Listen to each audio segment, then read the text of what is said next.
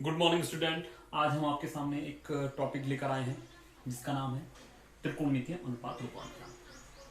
त्रिकोणमितीय अनुपात रूपांतरण मतलब एक अनुपात से दूसरे अनुपात में कैसे ट्रांसफॉर्म किया जाता है। अब हम इसे शुरू करने से पहले एक छोटी सी बात ये कहेंगे कि अगर कोई भी कठिन हमारे पास टास्क है तो उसको इजी करने का सिर्फ एक ही तरीका हमारे पास बचा होता है और वो होता है निरंतर प्रयास। किसी भी चीज में दक्षता के लिए हमें प्रयास करना बहुत जरूरी है। तो इस कार्य में हमें अगर दक्षता चाहिए तो उसके लिए हमें त्रिकोणमितीय सर्वसमीकरणों में दक्षता हासिल करनी होगी और वो होगी निरंतर प्रयास से।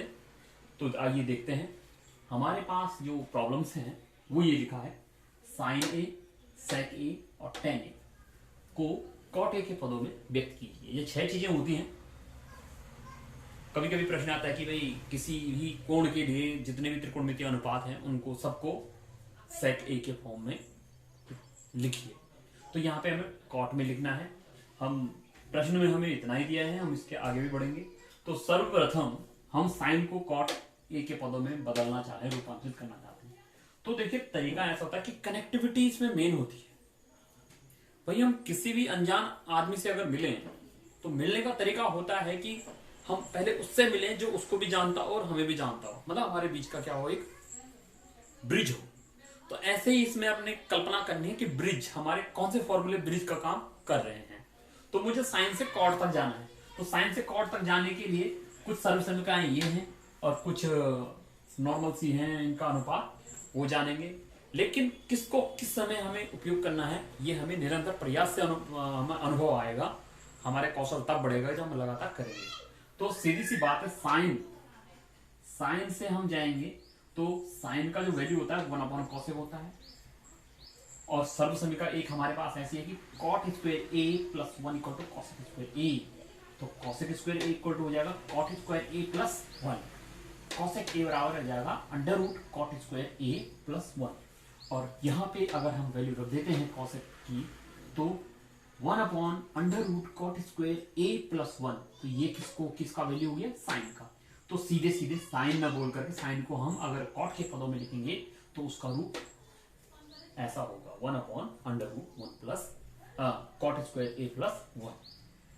आगे बढ़िए, सेक ए को कॉट ए के पदों में हम रूपांतरित करेंगे। तो सेक का रिलेशन किसके साथ है, यहाँ पे 10 पे है। लेकिन शुरुआती दौर में सेक को पहले हमने किस में किया, जबकि ऊपर हम क्या साइन को कॉट में ला चुके हैं। तो हम चाहेंगे कि हम सेक से कहाँ जाएं, पहले कॉस के पास जाएं। कॉस का साथ रिलेशन साइन के साथ होता है, फिर वो हमें यहाँ ले आएगा। तो देखिए सेक ए को 1/cos लिखा।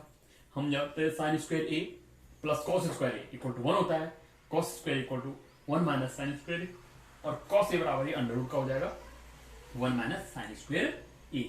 और करना कुछ नहीं है, अब हमें पता है कि हम इस फॉर्मूले के हिसाब से यहाँ पे सेक इक्वल टू 1/cos होता है और cos की जगह में 1 minus sine square A under root का रख दिया। और उसके बाद हम यहाँ पे साइन का जो हमें यहाँ मिला है वैल्यू वो ये रख दिया। उसको सॉल्व करके थोड़ा बहुत जो भी हमने आगे मैथमेटिकली वर्क करा, हमें सेक ए बराबर मिला under root cot square a plus 1 under root cot square a, या इसको सॉल्व करें तो सेक ए बराबर cot square a plus 1 under root का अपॉन cot ए। तो इस प्रकार से सेक से हम कहाँ पहुंच गए, कॉट में पहुंच गए। एक रास्ता और हो सकता था कि हम यहाँ पे सेक से सीधे 10 पे जाते और 10 को लेकर के 10 को जहां भी 10 होगा उसको 1/cot में भेज देते, तो हम तब भी सेक से 10 पे पहुंच सकते थे।